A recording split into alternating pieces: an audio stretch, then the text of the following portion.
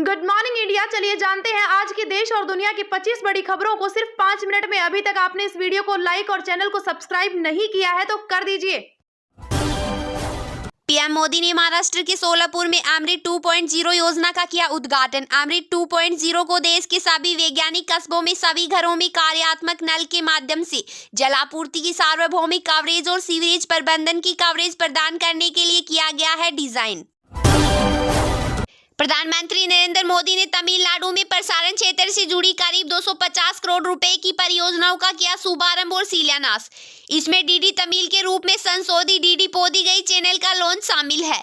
8 राज्यों में 12 आकाशवाणी एफएम परियोजनाएं और जम्मू और कश्मीर में 4 डीडी ट्रांसमीटर। इसके अलावा प्रधानमंत्री ने 12 राज्यों में 26 नए एफएम ट्रांसमीटर परियोजनाओं की रखी आधारशिला। तृणमूल कांग्रेस की नेता और पूर्व सांसद महुआ मोइत्रा से सरकारी आवास खाली कराने के लिए संपदा निदेशालय ने भेजी टीम। गौरतलब है कि पिछले महीने लोकसभा की सदस्यता जाने के बाद मोइत्रा को 2 बार सरकारी बंगला खाली करने का नोटिस भेजा गया था। 3 दिन पहले उन्हें भेजे नोटिस में कहा गया कि अगर मोइत्रा बंगला खाली नहीं करती है तो एक टीम भेजी जाएगी जो सरकारी आवास का खाली कराया जाना सुनिश्चित करेगी। तमिलनाडु के चेन्नई में प्रधानमंत्री नरेंद्र मोदी के रोड शो के दौरान लोगों ने की फूलों की वर्षा। पीएम मोदी ने चेन्नई में खेलो इंडिया यूथ गेम्स 2023 के उद्घाटन समारोह का किया उद्घाटन।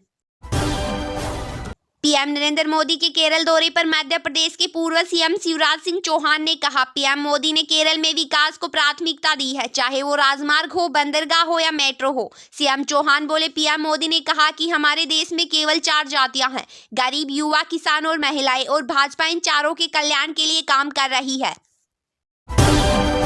भारत मालदीव में चल रहे तनाव के बीच गुरुवार को विदेश मंत्री एस जयशंकर ने युगांडा की राजधानी कंपाला में मालदीव के विदेश मंत्री मूसा जमीर से की मुलाकात।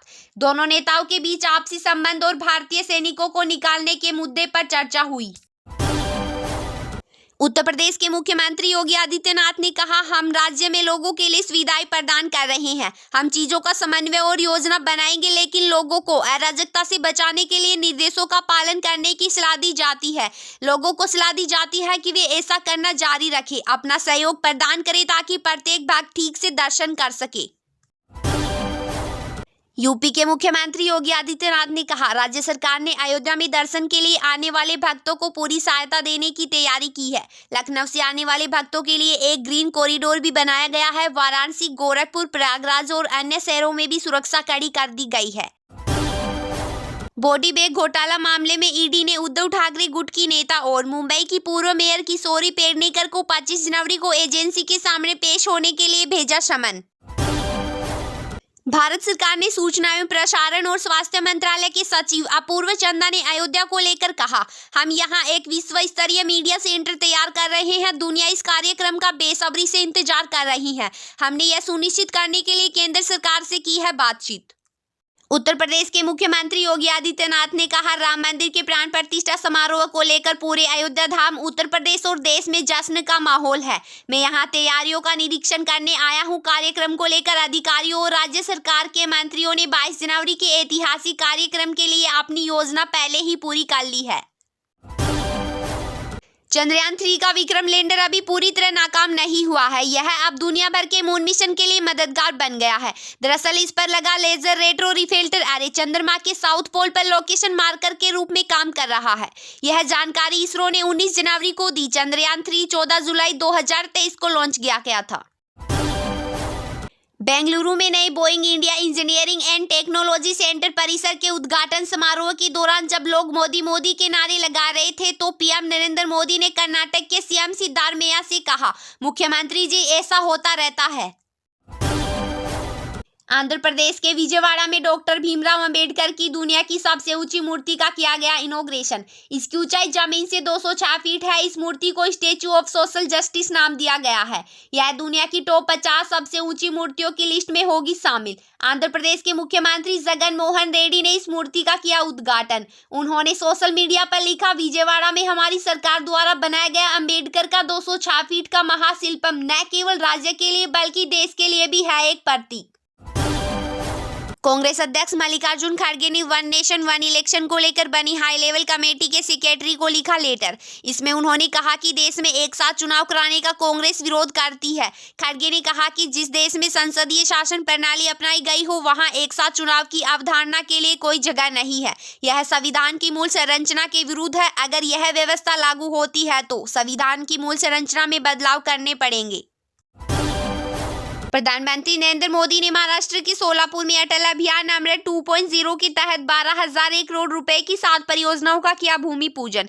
प्रधानमंत्री आवास के तहत कुछ लोगों को घर की चाबी भी सौंपी। प्रधानमंत्री ने इस दौरान कांग्रेस पर इशारों में निशाना साधते हुए कहा, पहले की सरकार सिर्फ गरीबी हटाओ का नारा लगाती रही, लेकिन गरीबी नहीं हटी। गरीबों का पैसा बिचौलिया लूट ले जाते थे। उनकी नीति, नियत और निष्ठा कटघरे में थी। हमारी नियत साफ है। पीएम आवास योजना के कार्यक्रम में भावुक हुए पीएम मोदी ने कहा, मुझे खुशी है कि सोलापुर के हजारों गरीबों के लिए हमारा संकल्प आज पूरा हो रहा है। आज पीएम आवास योजना के तहत बनी देश की सबसे बड़ी सोसाइटी का लोकार्पण हुआ है। मैं आज देखकर आया और मैंने सोचा, काश मुझे भी बचपन में ऐसे घर में रहने का मौका मिला होता। चांद पर उतरा जापान का मून मिशन स्नाइपर। बीबीसी ने जापान की स्पेस एजेंसी जेक्सा के हवाले से बताया कि उसके मून मिशन स्नाइपर ने चांद पर लैंडिंग कर ली है। हालांकि अब तक यह नहीं बताया गया कि यह लैंडिंग सॉफ्ट रही या हार्ड। इसके अलावा जेक्सा को बेसब्री से स्नाइपर से सिग्नल मिलने का भी है इंतजार। तमिलनाडु के खेल मंत्री उदयनिधि स्टालिन ने कहा, मैं खेलो इंडिया यूथ गेम्स 2023 के शुभारंभ के लिए हमारे माननीय प्रधानमंत्री का स्वागत करता हूं। यह एक सपना सच होने का क्षण है, क्योंकि तमिलनाडु खेलो इंडिया यूथ गेम्स 2023 के 6ठे संस्करण की मेजबानी कर रहा है। खेलो इंडिया खेल भावना, दृढ़ संकल्प और एकता की भावना का प्रतीक है। असम के लखीमपुर में कांग्रेस नेता राहुल गांधी ने कहा, हम कहते हैं कि असम को दिल्ली से नहीं चलाया जाएगा, इसे यहां से चलाया जाएगा। राहुल गांधी ने कहा, आपका सीएम देश का सबसे भ्रष्ट सीएम है। वह दूसरों को भ्रष्टाचार करना सिखा सकते हैं। भाजपा के मुख्यमंत्री भ्रष्टाचार ही करेंगे। कांग्रेस नेता राहुल गांधी अपनी चल रही भारत जोड़ो न्याय यात्रा के दौरान मुजाली में श्री ओनियाती सत्र की यात्रा के दौरान एक सांस्कृतिक कार्यक्रम का बने हिस्सा। लोगों के अनुरोध पर उन्होंने बजरंगबली का मुखौटा पहना और हाथ में पकड़ी गदा।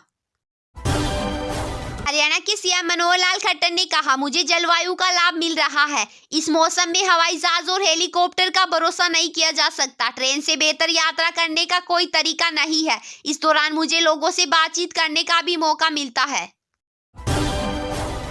केंद्रीय खेल मंत्री अनुराग ठाकुर ने कहा, खेलो इंडिया योजना 7 साल पहले हमारे माननीय प्रधानमंत्री के दिमाग की उपज के रूप में जमीनी स्तर पर एक मजबूत खेल संस्कृति को बढ़ावा देने और खेले जाने वाले सभी खेलों के लिए एक रूपरेखा तैयार करने के उद्देश्य से शुरू की गई थी। हमारे देश में यह भारत को एक महान खेल राष्ट्र के रूप में स्थापित कर रहा है।